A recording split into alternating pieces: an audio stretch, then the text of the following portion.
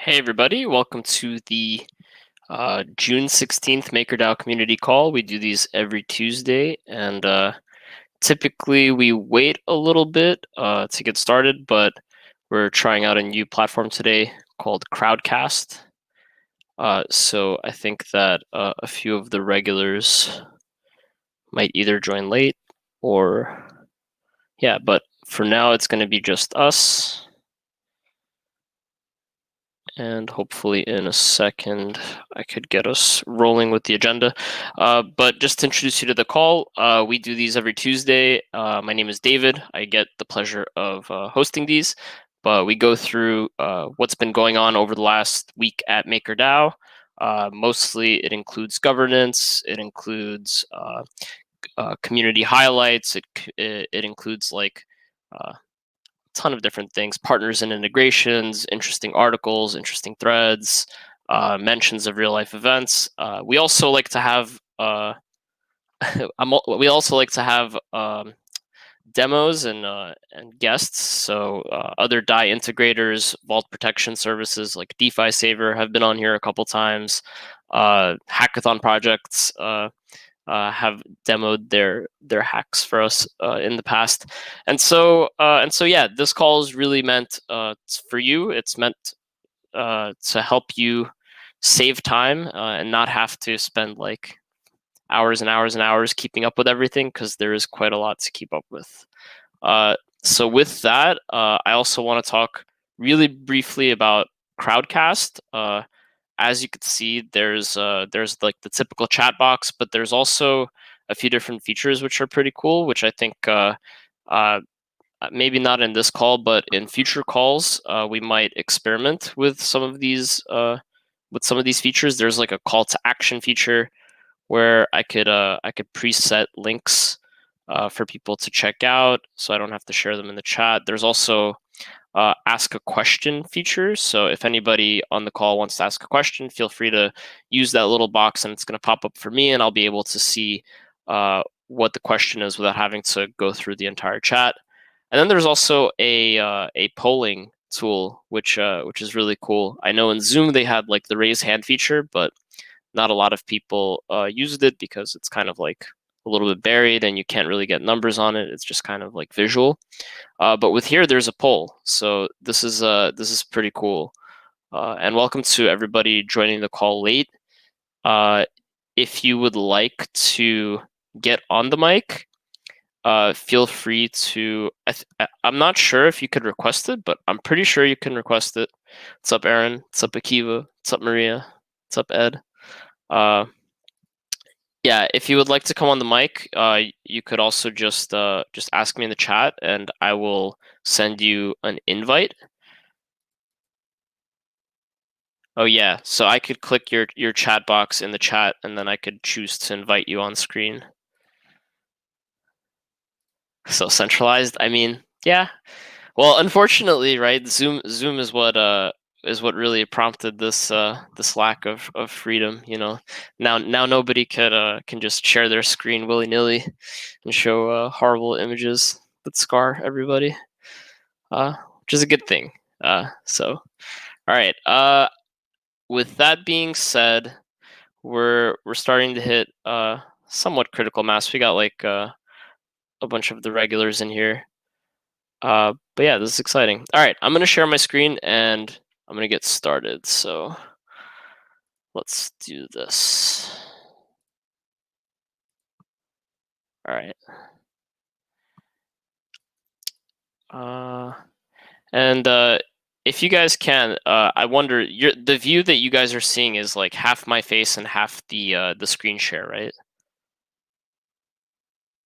Okay. All right. Let me know if the words are too small. I could probably zoom in a little bit more to make it readable. If it'll scroll. Yeah, I guess that's pretty good. All right, sweet. And am I able to adjust this layout? No. Yeah, bear with me while I'm like experimenting, because this is really the first live broadcast that I'm playing around with here. All right, cool.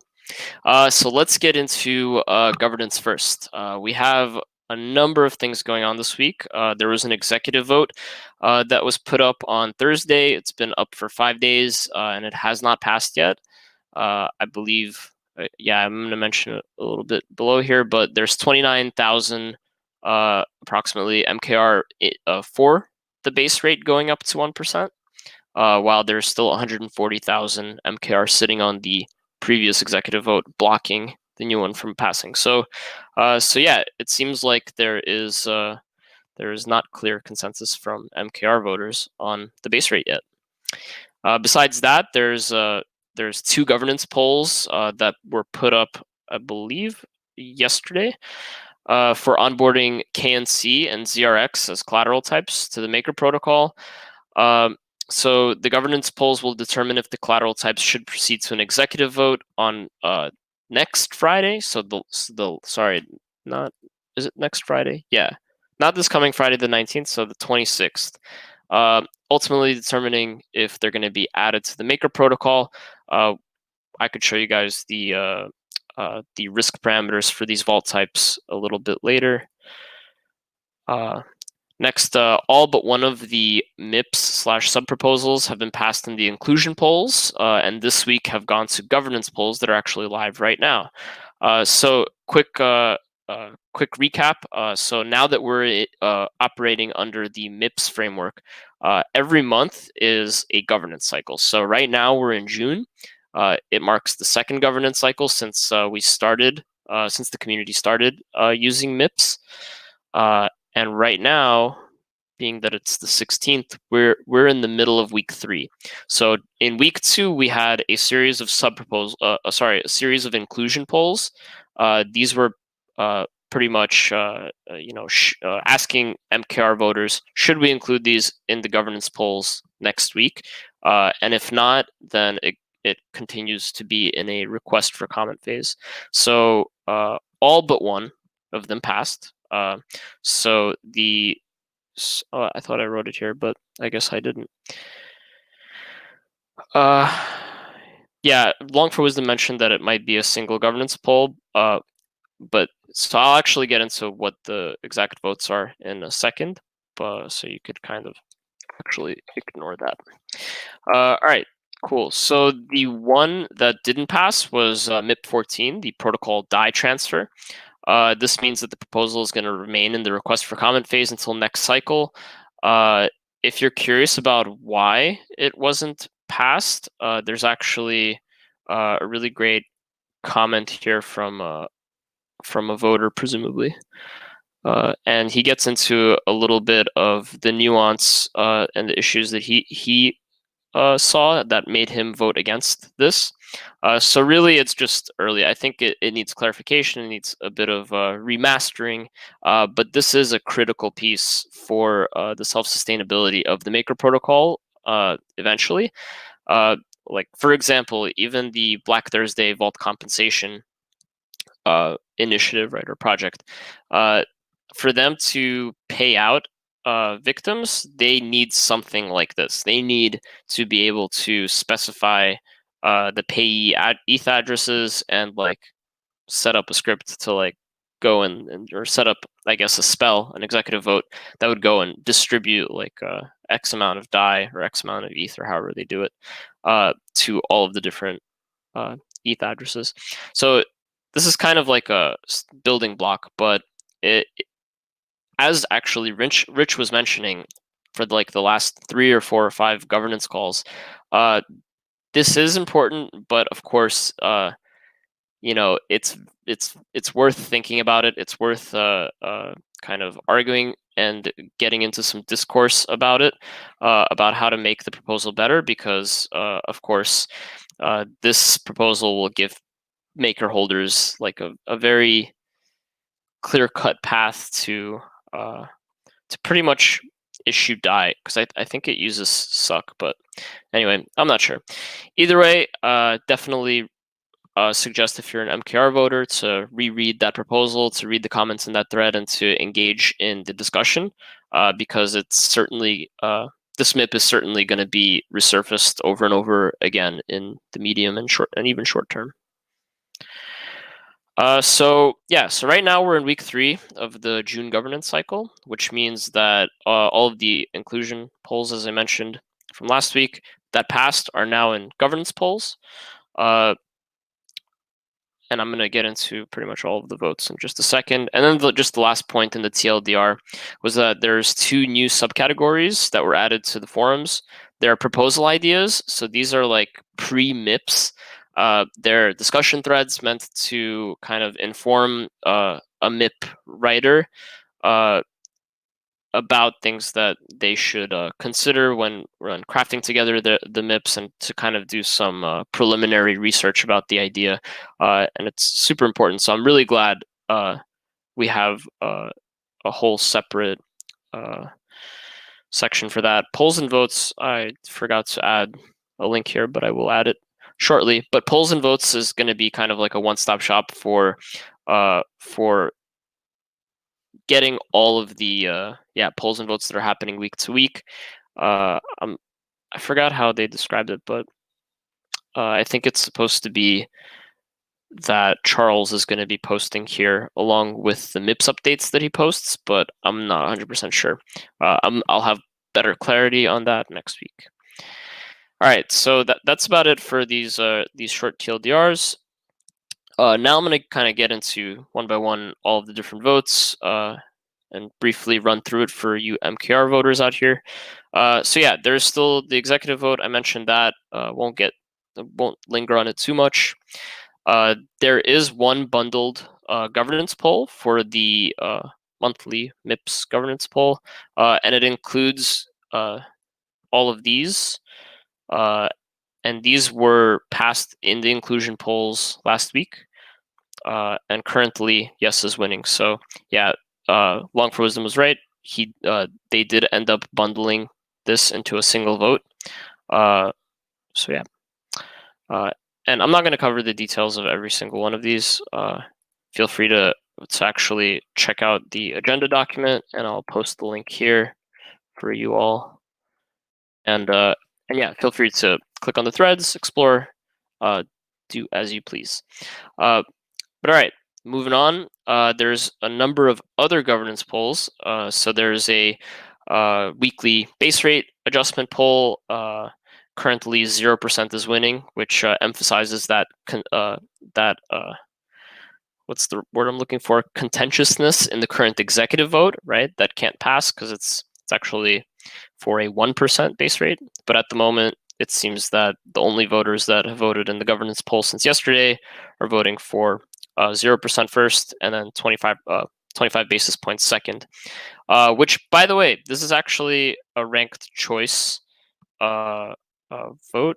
I hope I don't have like crazy MetaMask account attached right now, but hopefully I'll be able to show you like the little module, because I've been meaning to show it on the community call for a little bit, but we haven't had the occasion. So hopefully this will load one day. So yeah, here it is. You get your first choice. You could add, I think, as many choices as you want. Yeah, my computer, I guess it's because I'm not. That's probably why I can't click anything here. But either way, yeah, you guys kind of get the point. But it's really excited to see this functionality being used.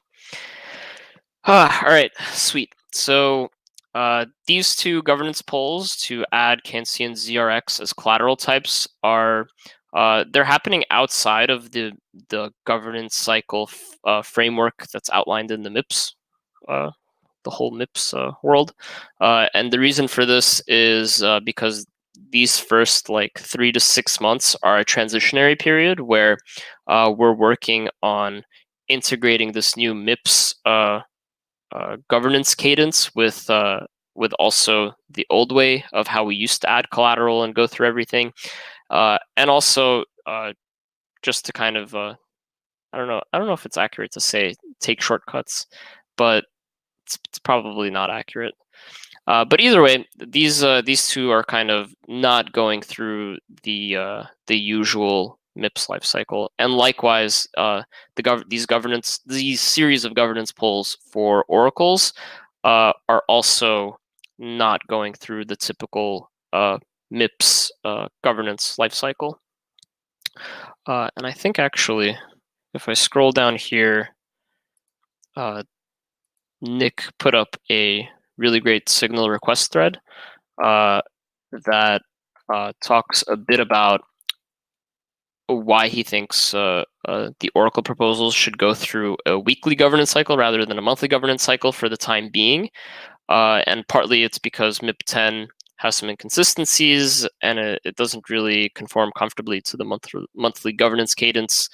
Also, there's a huge backlog, so to kind of go through the monthly cycle with these is pretty inefficient, especially for services like DeFi Saver, who might rely on getting whitelisted on these oracles in order to actually provide the services they provide.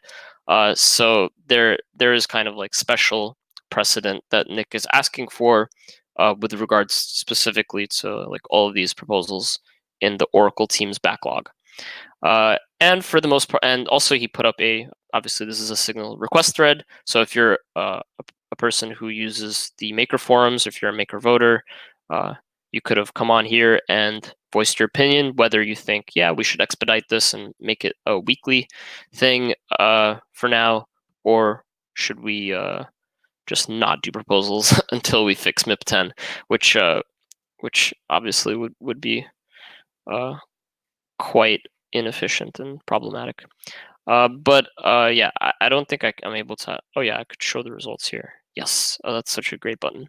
Okay, so so yeah, clearly everybody's in favor of just expediting it because it's not really that big of a deal, and MIP10 will be fixed in due time. So yeah, I'm gonna quickly just run through all of these, and yes is winning for all of them, by the way. So just keep that in mind. So yeah, there's a governance poll to appoint Kyber as an Oracle light feed. There is a governance poll to whitelist DeFi Saver on the BTC USD Oracle light feed. That's not spelled correctly. I'll fix that at some point. Never or later. There's a governance poll to appoint Etherscan as an Oracle light feed. There's a governance poll to whitelist DeFi Saver on the ETHUSD Oracle as well as the BTC USD Oracle. We are whitelisting MCDEX on the ETHUSD Oracle. We're whitelisting DeFi Saver on the BAT USD Oracle. We're appointing Gitcoin as a light feed. I should have ordered these a little bit better. Apologies. And then lastly, there's a governance poll to appoint Infura as an Oracle light feed. So this is really exciting because a lot of these are very like well-known names in the space, like strong brands, strong organizations that are doing really great things. And it's really nice to see them both participating as feeds, which strengthens the Maker oracles by a lot, but also the fact that yeah, is MCDEX both? No, I guess yeah. So yeah, never mind. I was gonna say something, but I think it's not illustrated with these polls. But either way, it's nice to see these getting pushed through. And yeah, so that's it for all of the votes. So again, just really quick wrap up. There's an outstanding executive vote for the base rate that is contentious and not a lot of people are voting on. And then there's just all of those governance polls that we just covered.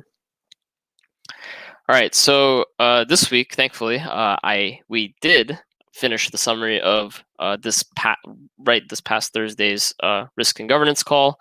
And if you are unfamiliar with these are produced by actually a team of contributors in the community. So I think they're credited down here. So quick credit to Artem, to Tim Black, to Juan Julian. They do like live notes, and then they do a ton of work after the call to clean up the notes, clean up the points. They video anchor everything, and it's great if you don't have like an hour and a half or an hour to watch the whole call. You can come in here and you can see all of the major points.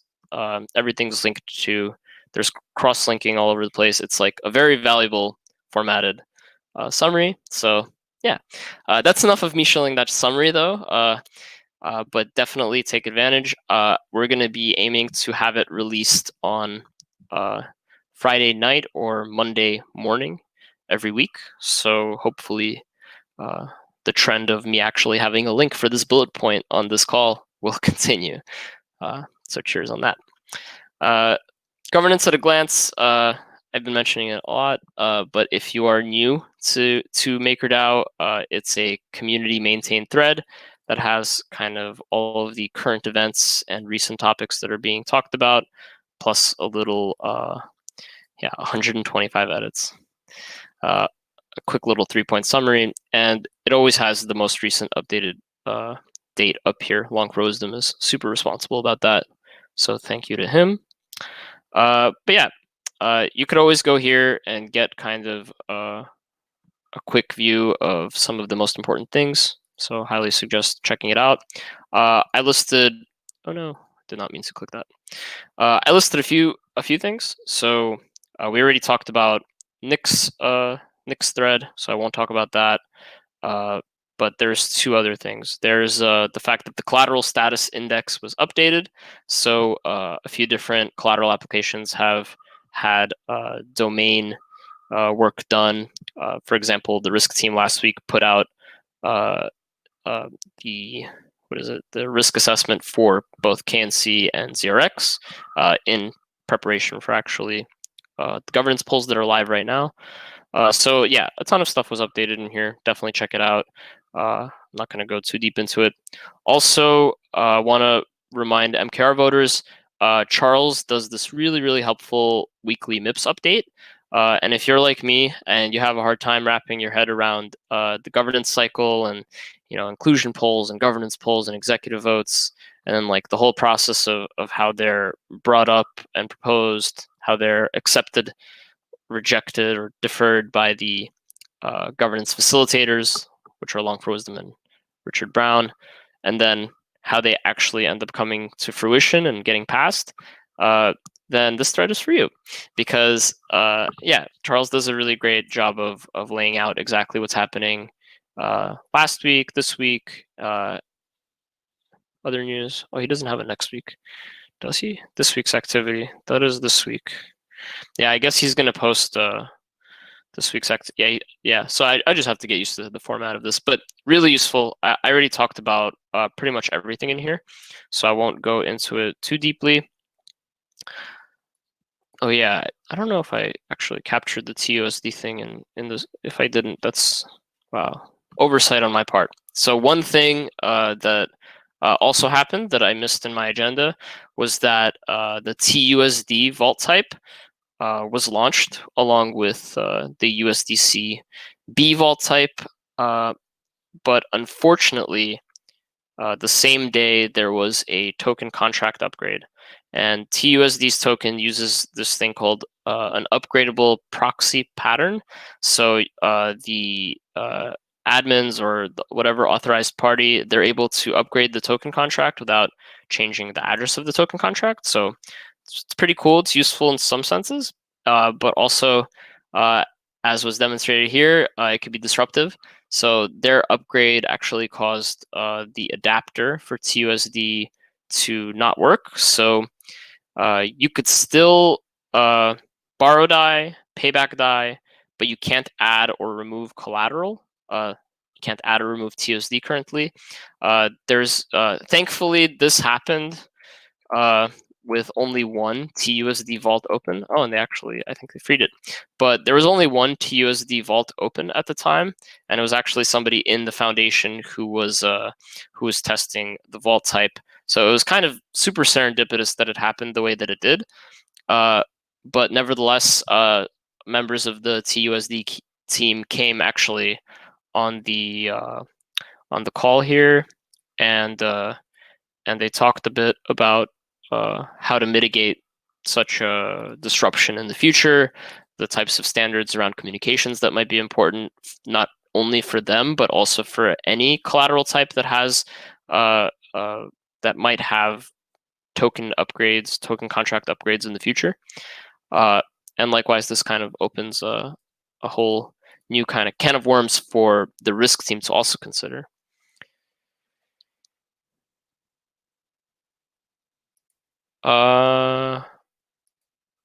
I know, Brian, you're saying in the chat, lockdown was by design to protect MCD from unaudited code. I'm not 100% sure what that means, but I invited you to come to come on the cam and talk to me about it if you want. Hey, how's it going, man? Can you hear me? Yeah, I can hear you. Yeah, first time using this. Yeah, we added. We knew that TUSD was a upgradable token when we set out to add it, and so we added some checks in there. So when we deploy the adapter that interfaces with MCD, it checks what the implementation contract is because it's a separate contract behind the scenes, and it basically tags that. And if that contract behind the scenes were to change without us knowing it, and that can be innocuous, like they it looks like they just added some new features, but it could also be somebody updated it to perform a reentrancy attack on our adapters or something like that. The idea was just to prevent anything from moving in or out if that implementation changed. And so what we can do is we can review that code and then add the new implementation to a whitelist, and that will allow the adapter to keep going. If, for example, though, we decide we don't like the code, and this could happen in any token with an upgradable adapter, what we can do then is drop the cap to 0, so people can't add things in, whitelist the new implementation, and then that will give the ability for people to withdraw their tokens if it's safe to do so. But the goal was just to prevent calling out to this contract if we weren't sure that the code was safe. So it was by design, but just clear that up for you.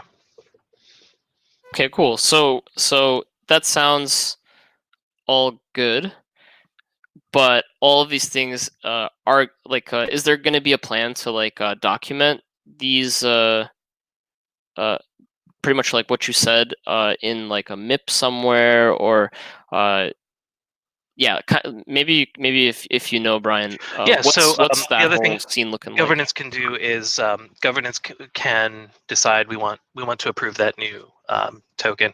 And in the case of TOSD, like there hadn't been an update to that implementation in a year and a half, and then we deployed the adapter, and then 12 hours later the code behind the scenes changed. So it did what we expected it to do. We just didn't expect it to happen so quickly. But yeah, I don't know if there's going to be a MIP for the approval process for new things. There are a few things that can happen. Either we approve the new one as designed, we work around it, or in the ideal situation, if a third party intends to upgrade their token contract, there are ways that you can calculate that contract ahead of time using Create2, or even just the deploying it ahead of time and then letting us review the code, and then we can actually add that implementation and put that into a weekly executive.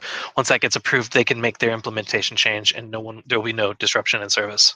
But this was a security feature that worked as designed. So Yeah, that makes sense. So yeah, I remember on the governance call, the TUSD team said their solution was basically to like to announce it 2 or 3 weeks or 4 weeks in advance and to let us know. But of course, if we're adding collateral in the future and we're not in direct contact with the team, and their team doesn't know this kind of like standard like heuristic of good behavior, for sure, it's hard, right? So ideally, we'd all be working together, but we also have to protect the MCD system Absolutely. because there are just things that you can do if you can change the code that we're calling. So, but that's interesting. Do you think that like the responsibility, like if user funds or positions, right, collateral gets stuck in Maker because of a token contract upgrade, it's kind of like the team behind the token is who is screwing the users of the Maker protocol in a sense, right? Like I'm trying to understand like who would be to blame if like this thing happened, except it wasn't 40 TUSD or 40 DAI drawn from a single TUSD vault? What if it was like 4 million DAI? You know. I mean, it depends, right? If the code if we look at it, if it's verified and we determine that it's safe, then we obviously can get it out. Right. If it's unsafe, then like we do need to come up with some kind of plan for determining whether we can safely remove the tokens or not. Interesting. So Yeah. right now the collateral's there. You can still take out new loans against it or pay off the old loans. It's not locked permanently. But Yeah. we are onboarding other tokens, so like we want to make sure we give the new TSD contract a good looking over. It looks like there's probably about twice as much code as there was in the old one. So Oh wow. it wasn't a light change. So we just need to take a look at that before we can greenlight it. Cool. All right, man. All Thank right. you for Thanks. coming on. Yeah. You're helping me test seeing you. functionality, man. Yeah, likewise. Yeah. All right, sweet. All right, cool. So let's get back here. Okay, cool. So another signal request thread that we saw this week on the forums was to adjust the WBTC debt ceiling and risk premium. So as many of you know, recently the WBTC A vault type was added, and it was added with I believe a 1% stability fee and a $10 million cap, so a $10 million debt ceiling, and a couple of large positions account for like the 90% of the DAI generated against WBTC here, and I know that I don't know if it's speculation or if it's like verified, but on the governance call, I remember somebody mentioning that it was Nexo who are doing a carry trade, so they are lending against WBTC for like 4 to 6% or something like that, and then they're just getting the financing from the Maker protocol at 1%. So they're earning that spread there, and on their side, their risk is the counterparty risk associated with like converting their BTC to WBTC, and then also like I guess protocol risk. But either way, it's nice to see that huge utilization. But this thread kind of does a few things. It gauges the temperature in the room for whether the debt ceiling should be raised, and then it also measures the temperature in the room about how it should be raised, either all at once or like some weekly cadence of raises. And then lastly, like since the risk is largely, in a lot of people's opinions, subsidized, since the stability fee is so low, it's only at 1%. The argument is if we're going to put up the debt ceiling, we should also, as MKR voters, put up the risk premium to reflect kind of like reality. So yeah, let's see. See, I can't actually see. I can't see the results of this vote here. No, that's unfortunate. I should probably log into the forum on my personal browser, but you know what? I could do this. Oh, but then I would have to like reshare my screen. Never mind. Well, either way, if I'm not mistaken, I believe that it's like 50. Yeah, I'm not going to talk out of my butt. Forget about it. Either way, go to the forum and check it out if you're curious. But my understanding is that the consensus is if there's going to be a debt ceiling raise, there's also got to be a risk premium raise. All right, cool. So that's about it for the governance side of things. I think one thing to anticipate, it's what is it? It's week 3, right? Never mind. Yeah, so that's about it for governance stuff. So let me get through the rest. So for partnerships, I only saw one thing. Typos, man. I only saw one thing this week. With Foundation.com is using DAI to transform creator markets. With Foundation.com is like, it's a really interesting idea. It's like an NFT marketplace for creators, and they use DAI, and they also have hired some really wonderful designers because I really like how their site looks and all their stuff. But yeah, it's a really interesting project that is kind of brand new, almost brand new. From the foundation, there's a few different things. So MakerDAO.com got a redesign. So it's basically the copy was changed to be a lot more simpler. The website basically is just simplified and a lot sleeker, a lot straight to the point, and meant to cater to kind of new users, people that are only just looking into it, might not have any technical background, but want to understand what we're doing. So yeah.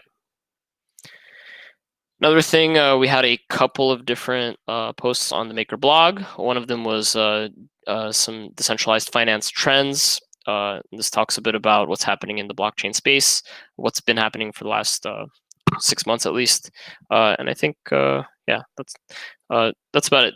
And by the way, so the Maker blog is constantly putting out really, really great pieces for people who are new to the space. So if you have friends that are interested in learning but don't want to get into super heavy articles, or even you don't have anything recent that you could send them, definitely check out what's going on the Maker blog. There's stuff that's not directly related to Maker sometimes, but nevertheless, it's good. It's well written for a non-technical audience, is what I'm trying to say. And then the other article that the foundation came out with was how DAI-enabled debit cards are driving Maker protocol adoption.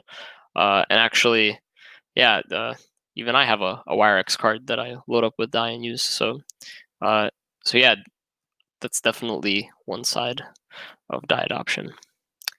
All right, so some highlights from the community. I'm really, really excited about this. We have a lot of stuff going on. So we at Community Development, the department that I work for, at the foundation, we're sponsoring in conjunction with other organizations the Protect Privacy Virtual Hackathon, and we are doing 2 different bounties. The first one is privacy and payments, so privacy and DAI transfers, and then the second one is privacy and governance and voting. And if you click on either one of these, it's going to get into the bounty amount, the description of the challenge. It'll give you a few ideas, even more ideas, and then just some of the other useful stuff like the resources. Amy did a great job at putting that together. So if you're a developer, definitely go check it out. There's a ton of DAI on the table for you to grab. All right. So there's also been a update from MakerMan on the Vault compensation report thread. I'm just going to read it so that it'll be easier for you guys to understand. But final changes made to the compensation plan document are currently being reviewed by the team to be finalized to present to governance on the Thursday call. Subtext. Everyone in the compensation team is busy with their own life events. The goal here is we finally settle on a plan that we can all agree to within a day or two before presenting the plan formally to the community. Also, a further update that was posted this morning mentioned that MakerMan is currently in the middle of week on, week off, crazy weeks at work. So I think he's in the middle of a 65-hour work week this week. So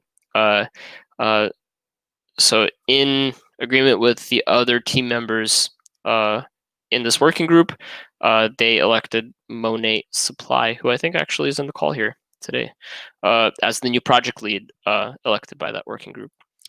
And then MakerMan also, in his update this morning, he also mentions a little bit more about what the blockers are for the Maker Vault compensation to move forward. And keep in mind, this is largely a community-led initiative. This also relates to MIP 14, the protocol DAI transfer. It relates to a number of things, also philosophically, how you compensate people in the DAO doing this kind of work and putting this plan together. And it kind of gets into some interesting points. MakerMan is always rich with feedback. All right, cool. So another really cool thing that I've been keeping an eye on, and I hope some of you might have been keeping an eye on, is the source cred trial that's happening right now in the Maker forums. So if you don't know what source cred is, it's well, you know what? I don't know if if I want to butcher the explanation of what it is, but this thread is really really informative. It talks about what we're doing, but source cred is pretty much a way to track like the different actions and participations in this instance on the Maker Forum, and actually compensate people based on kind of an algorithm that determines, like, all right, you know, if you commented on this thread, which is like a top thread that led to some change in governance, you get some percent allotment of these things called cred. And I'm gonna not be able to do like an amazing job right now in like 3 seconds describing this whole thing. But the idea is we're giving away, not giving away, but we're compensating people 5,000 DAI per month, and every week that's 12, yeah, about 1,200 DAI, 1,250. And so we've already had 2 weeks of distributions. So I believe that the pay, yeah, actually I made the point here. So the payouts are redeemable at the end of each month. So as long as you opted in, entered at least $10 at the end of each month, you can claim whatever DAI you earned. To opt in, just DM this guy on the Maker Forum. Yeah, you should be set up here. But I do want to show here. There's 2 interesting links. These 2. So this gets into, yeah, the end of, what is it, last week? No, it was even the first week. So this is the first week of June, but I think it goes week to week. And as you could see a list of contributors, their payouts. I'm not going to get into the details of what all these payouts mean. But yeah, first week, 1,250 distributed. And then what is this cred? Yeah, and it gets into some of the code and stuff behind the algorithm that determines how much cred to award to individual contributors for whatever set of actions that they took. And likewise, here's I think maybe a better page for understanding this. So you could check out, maybe let's try looking at topics, right? So the source cred actually also rates individual threads on a level of importance. And by the way, actually, where's that? Yeah, show weight configuration. So this is how presumably you could tune the algorithm and assign like how it's gonna, how much weight it's gonna give to a topic based on what, all those kinds of details. I'm not going to get into all the specifics because I will fail at explaining them. But nevertheless, as you could see, like, you could sort by user, by topic, by whatever, and you could see over time kind of the different user activities. Long for Wisdom is total force to be reckoned with, while Parafly Capital kind of came in between April and May. And it's really interesting because, yeah, you could see it awards cred based on just your level of engagement and in what threads you're engaging in. So yeah, this is really interesting. It's an experiment that's aimed at improving governance participation on the forums, improving voting.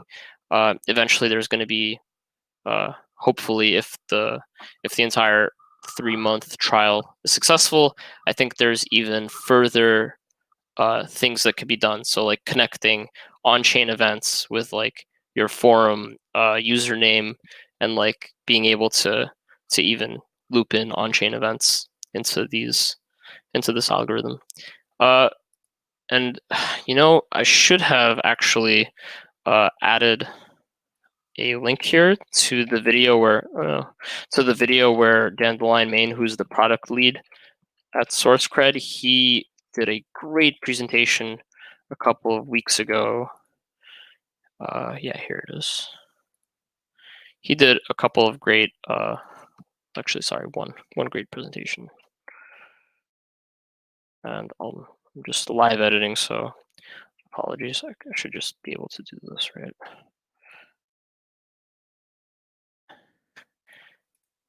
Yeah, cool, sweet. All right. Yeah, so if you're interested in the video that he did, It's I think a 15 or 20-minute presentation, and he talks a lot more about the stuff that I failed to explain. So so check it out. All right, so that's enough for source cred. There's also a so if you don't know, there's a working group for MakerDAO governance communications. So the goal of this working group is to better understand how to answer the questions of what gives MakerDAO, the governance of MakerDAO, a voice. How does MakerDAO organize and respond to stakeholders in crisis moments? How does MakerDAO effectively distribute information about what's happening in governance? And then a number of other communications related problems. And so this working group is currently looking for more people to engage with it. Timothy Black is leading the working group. So if you're interested, definitely join us on chat.makerdao.com or on the forum. I believe Tim put up a thread about exactly this. But this actually is a survey. Oh. Yeah, so this is actually a quick survey meant for MKR voters and people who regularly interact with the MakerDAO governance ecosystem. We're largely trying to gather feedback about what kind of resources are important, what are the most visited places you go to for information, kind of that kind of stuff, so that they can have a better base of insight to work from when doing whatever they do. So yeah, let me see quickly the chat. I think we're good. There is one question. Oh, sweet. Anyone else lost audio? Can you guys hear me? Okay, Ed says he can hear me. All right, sorry, 500. Wait, 500 Bitcoin. Is that you, Gareth? Why is 500 bit? That sounds like such a familiar name. No worries, man. All right. Well, either way, let's move ahead. Yeah. So it's a really short survey, 5 minutes. Would greatly appreciate it. Tim would also greatly appreciate it. I don't know why I put this in articles. I meant to put this in notable threads. And actually, there's an article missing. Oh, geez. Well, either way, this is a really interesting thread. It's actually one of the top threads as rated by SourceCred this week, and it is getting into the discussion around a liquidation system redesign, and this goes into one of those new forum proposal idea categories that were just launched, as I mentioned earlier. So yeah, Charles, I think I'm not sure if he put all this together himself. If he did, props to him. Oh yeah, I'm not logged in. Either way, yeah. So check this out. As you know, well, as many of you know, I don't know, probably some of you don't know, but on March of this year, when COVID hysteria was peaking, and when all the markets kind of crashed, what failed in the Maker protocol what were the liquidation. Sorry. Welcome to the call, Gareth. All right, sorry. Yeah, so the liquidation system redesign is kind of an answer to how to make the liquidation system more resilient in the face of moments like March 12th, where the liquidation system failed for a number of reasons. It was kind of like a perfect storm.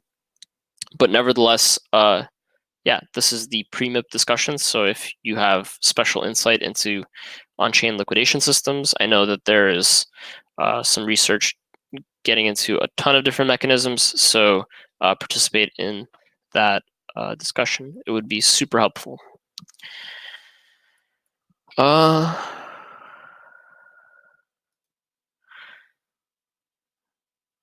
Gareth is saying Crowdcast is a rubbish system. Half the buttons don't show up. I can't see what I'm typing. Man, I'm so sorry that's your experience, man.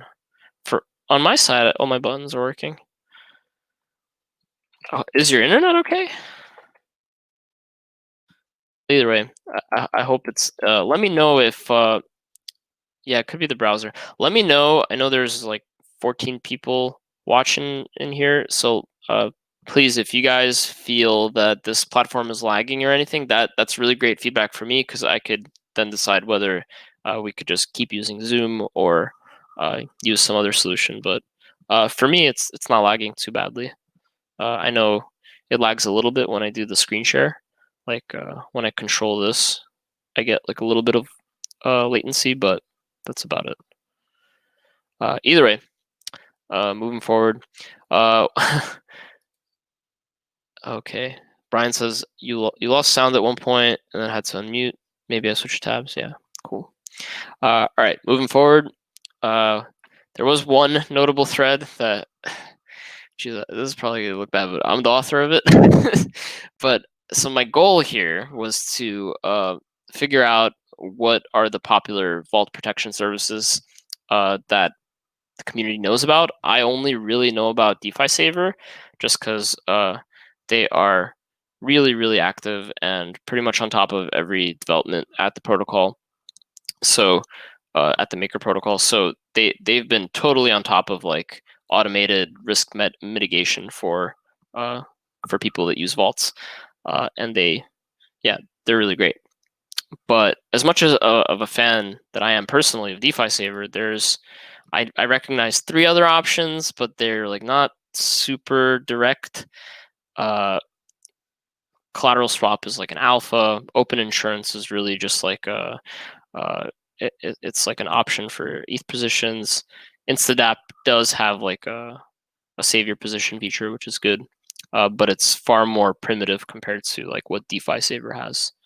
But either way, if you do know any vault protection services that I didn't get here, please add them.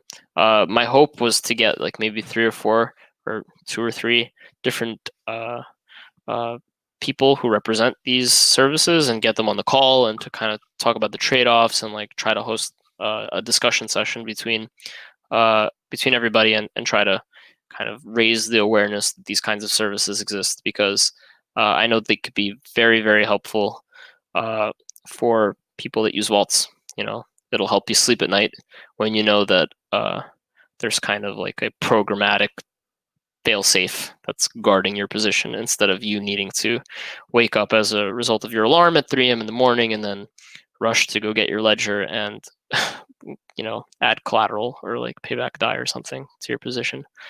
You could just keep sleeping and DeFi Saver will do it for you. All right. that's enough of that's enough of my shilling. And then Brian writes, we love these things. Liquidations are not good for the system, so anything to prevent it is better for everyone. Yeah, absolutely. Yeah, protecting users is huge. Minimizing liquidations is huge. Yeah. All right, so that covers pretty much everything in my agenda. The very last couple of things that I'm going to mention are the events that are happening. So there is one event, thought it was happening today, but it's actually happening tomorrow. It's happening tomorrow at 1:30 p.m. Eastern Standard Time. So if you're not in Eastern Standard Time, heuristically, you could think about it like this call is going to end in 5 minutes.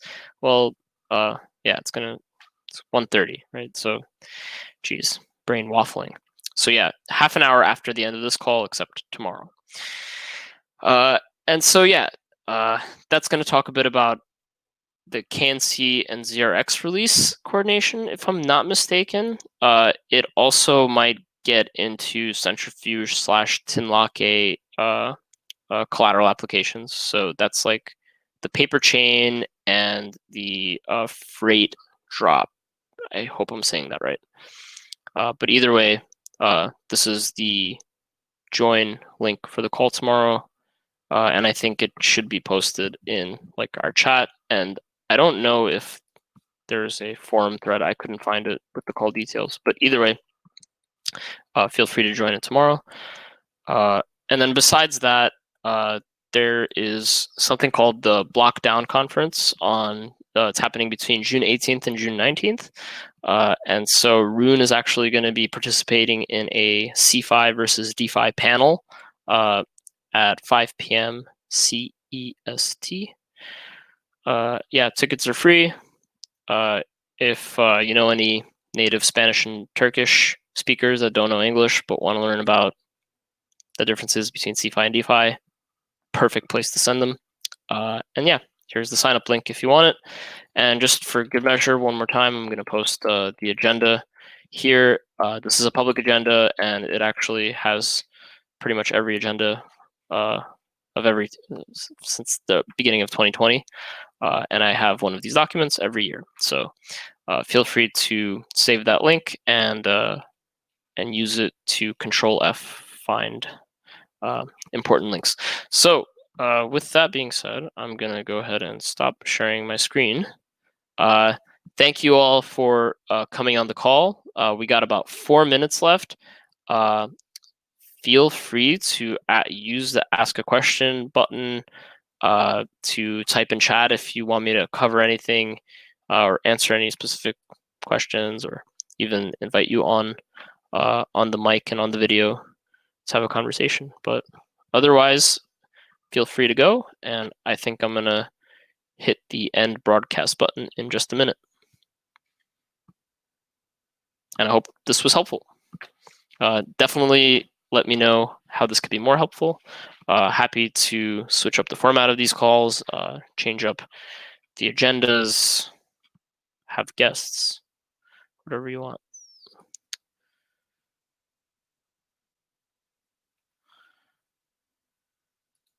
All right. Seems quiet, so I guess I'm going to end the call.